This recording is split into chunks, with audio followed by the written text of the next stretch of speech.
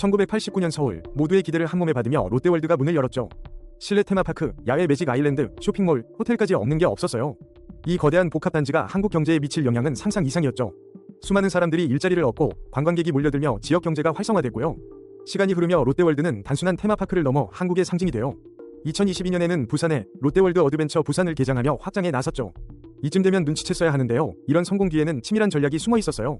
테마파크 하나로 쇼핑, 숙박, 문화까지 한 번에 해결하는 비즈니스 모델은 혁신적이었죠. 매년 수백만 명의 방문객이 롯데월드로 향하며 막대한 수익을 창출했어요. 여기서 빨간불이 켜집니다. 2023년 롯데월드는 510만 명의 방문객을 기록했죠.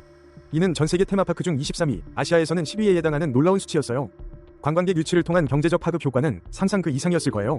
입장료, 숙박, 쇼핑, 식음료까지 모든 것이 돈으로 연결되는 거대한 순환 구조였어요. 이 성공 신화가 어떻게 탄생하고 유지될 수 있었을까요?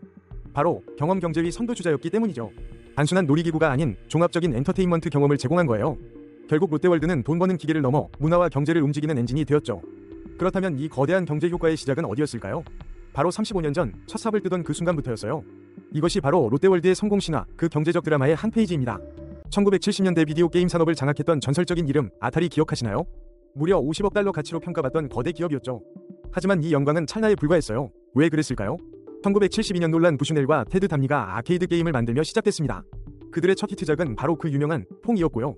점점 더 저렴해지는 기술 덕분에 아타리는 가정용 게임 시장에 뛰어듭니다. 1977년 혁명적인 가정용 게임기 아타리 VCS를 출시하죠. 여기서 빨간불이 켜집니다. 부슈넬은 VCS를 팔기 위해 아타리를 워너 커뮤니케이션즈에 팔아버려요. 1978년 워너는 레이 카사르를 영입하며 경영권을 점점 더 넘겨줍니다. 결국 창업자인 부슈넬은 해고당하고 카사르가 1979년 CEO가 되죠. 1978년부터 1982년까지 아타리는 그야말로 비디오 게임 산업의 왕이었어요. 아스테로이드 같은 게임은 아케이드 황금기를 이끌었고요. 타이토의 스페이스 인베이더 VCS 버전은 이 콘솔의 킬러 앱이었습니다. 아타리의 성공은 메텔, 콜레코 같은 경쟁사를 끌어들였고 액티비전 같은 서드파티 개발사도 생겨났죠. 하지만 이쯤 되면 눈치채셨겠지만 너무 빨리 커진 시장에는 늘 위험이 도사립니다. 과도한 경쟁과 품질 낮은 게임들이 시장을 잠식하기 시작했어요. 소비자들의 외면이 시작되고 재고가 쌓여만 갔습니다. 결국 1983년 비디오 게임 산업은 대폭락을 맞이하게 됩니다. 아타리 역시 이 위기를 피하지 못하고 막대한 손실을 기록하며 몰락의 길을 걷게 되죠. 한때 게임 산업을 지배했던 황제는 그렇게 역사 속으로 사라졌습니다. 돈의 흐름은 늘 예측 불허죠. ENEOS는 일본 최대 정유사죠. 그 이름 뒤엔 복잡한 비즈니스 결정들이 숨어 있어요. 한때 이들은 이그작손 모빌리 라이선스로 에소와 모바일 브랜드를 사용했었죠. 여기서 빨간불이 켜집니다. 라이선스 계약은 언제든 종료될 수 있는 시한부 관계였잖아요. 2017년 JX 홀딩즈와 톤앤제네럴 그룹이 합병해서 JXTG 홀딩즈가 탄생해요. 이 거대 합병은 일본 에너지 시장의 판도를 뒤흔들었죠. 새로운 기업의 비전은 명확했어요. 자체 브랜드 강화였죠. 그래서 이들은 이그작손 모빌리과의 라이선스 관계를 재고하기 시작합니다. 이쯤 되면 눈치챘어야 하는데요. 외부 브랜드에 의존하는 건 한계가 있었죠. 2019년 중대한 결정이 내려져요. 에소와 모바일 브랜드의 단계적 폐지였죠. 그 자리를 ENEOS 엔레트이 대신하게 됩니다. 강력한 자체 브랜드의 탄생이에요. 이것은 단순한 브랜드 교체가 아니었어요. 수십억 달러 규모의 전략적 움직임이었죠. 자체 브랜드를 강화하며 기업 가치를 극대화하려는 시도였습니다. 하지만 모든 변화엔 위험이 따르잖아요. 고객들의 반응은 어땠을까요? 오랜 시간 익숙했던 브랜드를 잃는 것에 대한 저항도 있었을 거예요. 기업은 막대한 마케팅 비용을 들여 ENEOS 엔레트를 알려야 했죠. 이 결정이 장기적으로 회사에 어떤 영향을 미쳤을까요? 일본 최대 정유사로서의 지위를 더욱 공고히 하는 계기가 되었을까요? 아니면 예상치 못한 브랜드 전환의 대가를 치러야 했을까요? 결과적으로 ENEOS는 이제 전 세계적으로 자체 브랜드를 확장하고 있습니다. 하나의 합병과 브랜드 결정이 거대한 기업의 운명을 바꾼 드라마였죠. 여기 한 남자가 있습니다. 10년간 아르헨티나를 쥐락펴락한 카를로스 메넴이죠. 그는 무슬림으로 태어났지만 권력을 위해 로마 가톨릭으로 개조했어요. 1989년 아르헨티나는 하이퍼인플레이션과 폭동으로 휘청이고 있었죠. 라울 알폰신 대통령은 조기 사임했고 메넴이 그 자리를 꿰찼습니다.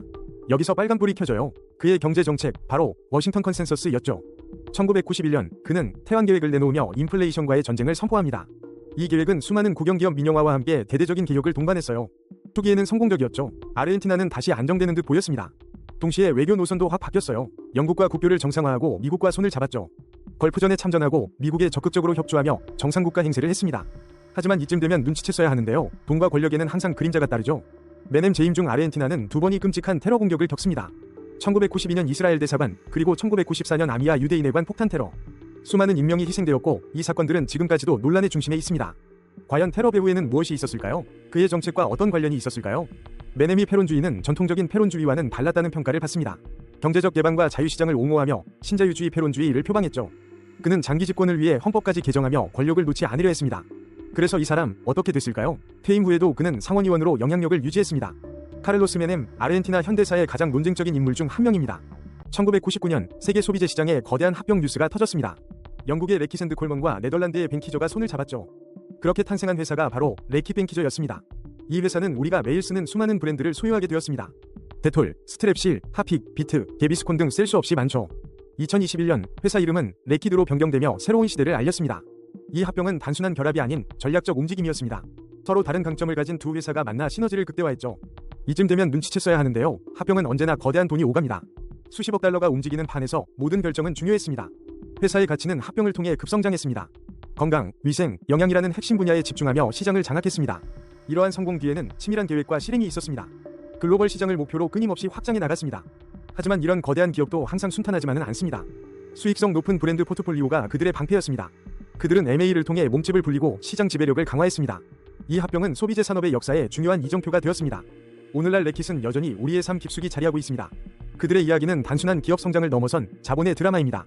수십억 달러가 흔적도 없이 사라졌어요. 이 돈은 도대체 어디로 간 걸까요? 바로 검은 시장으로 흘러들어갔죠. 블랙마켓이라는 말 들어보셨죠? 이 시장에선 모든 것이 비밀리에 거래되어 합법의 테두리 밖에서 말이죠. 마약, 불법 무기, 심지어 사람까지 상상할 수 없는 것들이 사고 팔린답니다. 여기서 빨간불이에요. 거래의 핵심은 바로 현금이죠. 추적이 어렵기 때문이에요. 판매자와 구매자는 정부의 눈을 피하려고 최선을 다해요. 세금을 피하고 규제를 무시하며 가격 통제까지 회피하기 위해 움직이는 거죠. 모든 거래는 서류 없이 은밀하게 이루어져요. 영수증은요? 그런 건 없죠. 이 돈은 검은 돈이라고 불려요. 불법 거래로 벌어들인 세금도 내지 않은 돈이죠. 이 돈은 종종 돈 세탁이라는 과정을 거쳐 합법적인 돈으로 위장된답니다. 어느 날 한 금융기관에서 거액의 자금 흐름의 이상 징후가 포착돼요. 작은 실수 하나가 거대한 검은 시장의 존재를 수면 위로 드러내기 시작한 거죠. 수사관들은 현금 거래의 패턴과 이상한 구매 행위를 추적해요. 이쯤 되면 눈치챘어야 하는데요. 완전 범죄는 없다는 사실을 말이죠. 한 익명의 제보자가 결정적인 증거를 제공하며 수사에 박차를 가하죠. 결국 어둠 속에 숨겨졌던 거래의 실체가 세상에 공개됩니다.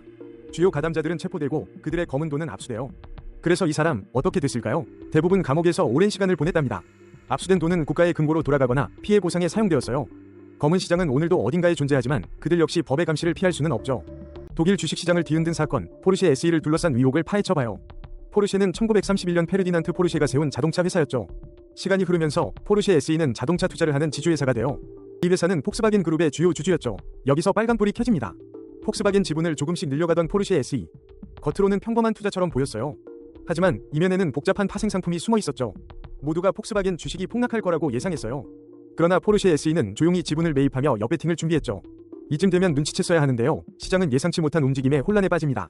2008년 10월 포르쉐 SE는 폭스바겐 지분 42.6%를 보유했다고 발표해요. 여기에 콜옵션까지 더하면 총 74.1%에 달하는 지분이었죠. 하루아침에 폭스바겐 주가가 5배 이상 폭등합니다. 공매도 세력은 엄청난 손실을 입었어요. 2014년 독일 최대 주립은행 LBBW가 유럽중앙은행의 직접 감독을 받게 됩니다. 이것은 단순한 행정 절차가 아니었어요. 유럽 금융 시스템의 중요한 변화를 알리는 신호였죠. LBBW는 바덴비르텐베르크, 라인란트팔츠, 작센주의 란데스방크예요. 2018년 기준 독일 최대 규모의 주립 란데스방크 대출 기관이었죠. 전방위 금융 서비스를 제공하며 해당 주들의 저축은행 중앙은행 역할도 했어요. 주로 산업기술, 정보기술, 소프트웨어, 통신 분야에 집중했죠. 혁신적인 서비스와 생명과학 분야에도 투자하며 영역을 확장했어요. 주로 독일 남부에 투자했지만 오스트리아와 스위스까지 눈을 돌렸죠. 이 거대한 은행이 왜 유럽중앙은행의 주요 기관으로 지정되었을까요? 유럽은행 감독 체계가 2014년 말 발효되면서 새로운 시대가 열렸습니다. 이 지정은 특정 규모 이상의 은행들이 시스템에 미치는 영향력을 반영해요. LBBW는 그 규모와 영향력 때문에 집중 감시 대상이 된 것이죠. 이는 은행의 건전성을 유지하고 금융 안정성을 지키기 위한 조치였습니다. 유럽중앙은행은 LBBW의 재무 상태, 리스크 관리 등을 직접 감독해요. 은행의 규모가 커질수록 잠재적 위험도 함께 커질 수 있기 때문이죠. 이로써 LBBW는 유럽 최고 수준의 감독을 받게 됩니다. 투명성이 강조되는 시대에 말이죠. 이 결정은 LBBW의 운영 방식에 어떤 영향을 미쳤을까요? 더 엄격한 자본 요건과 리스크 관리 기준을 충족해야 했습니다. 이것은 모든 주요 유럽 은행들이 겪는 새로운 현실이었죠. 여기 1800년대 세계 금융을 뒤흔든 거대 공룡이 있었죠. 바로 미국 제2은행이요. 당시 세계 최대 규모의 금융기관이었어요. 미국 정부가 최대 주주로 20% 지분을 소유한 사실상의 공립은행이었지만 놀랍게도 민간 기업이었다고 해요. 다 1000명의 개인 투자자들이 나머지 80%를 나눠 가졌고 그중 3000명은 유럽인이었죠. 이 돈의 규모 상상이나 가시나요? 당시 가장 거대한 단일 자본이었어요. 은행의 주 업무는 미국 정부의 모든 재정 거래를 처리하는 것이었습니다. 동시에 사설 은행들이 발행하는 신용을 규제하고 안정적인 국가 통화를 확립하는 역할도 했죠. 연방정부의 예치금이 은행의 규제 권한을 뒷받침했습니다. 다른 은행들은 주 내에서만 지점을 가질 수 있었지만 이 은행은 여러 주에 지점을 둘 수 있었어요. 미국 정부의 대출까지 가능했으니 그 영향력은 실로 엄청났죠. 알렉산더 해밀턴의 제1은행을 본떠 만들어졌습니다. 하지만 이 거대한 권력이 항상 순탄하기만 했을까요? 막대한 자본과 정보와의 유착은 필연적으로 잡음을 만들어냈죠. 특히 소수의 부유한 미국인들이 대부분의 주식을 소유하고 있었다는 점이요. 여기서 빨간불이 켜집니다. 과연 이 권력은 누구를 위한 것이었을까요? 은행은 위회와 재무부의 책임을 졌지만 그 거대한 몸집은 통제불능이 되기 쉬웠습니다. 결국 1836년 20년간의 허가 기간이 끝남과 동시에 은행은 문을 닫게 되죠. 은행을 둘러싼 정치적 논쟁과 재승인 거부가 결정적인 역할을 했어요. 세계 최대의 금융공룡은 그렇게 역사 속으로 사라졌습니다. 하지만 그 그림자는 미국의 금융 시스템에 깊이 새겨졌죠. 1967년 대한민국 남쪽의 거대한 항구 도시 부산. 이곳에 지역 경제의 혈액을 공급할 새로운 심장이 뜁니다. 바로 부산은행, 지역의 미래를 책임질 금융기관이죠. 그 설립 목적은 명확했습니다. 지역 경제 활성화. 은행은 부산의 번화가 서면에 본점을 두었습니다. 그리고 빠르게 229개의 지점을 전국에 펼쳤죠. 여기서 빨간불이 켜집니다. 단순한 지역은행이 아니었던 거죠. 부산은행은 외환 서비스까지 제공하는 풀서비스 은행이 됩니다. 국내를 넘어 해외 자본까지 유치하기 시작합니다. 핵심 주주들을 볼까요? 이름만 들어도 아는 거물들입니다. 에버딘, 롯데, 국민연금, 캐피털 리서치, 파크랜드, 템플턴. 이쯤 되면 눈치챘어야 하는데요. 단순한 지역은행을 넘어섭니다. 지역 경제의 든든한 버팀목을 넘어 금융공룡으로 성장한 것이죠. 그들의 성장은 곧 부산의 성장이었습니다.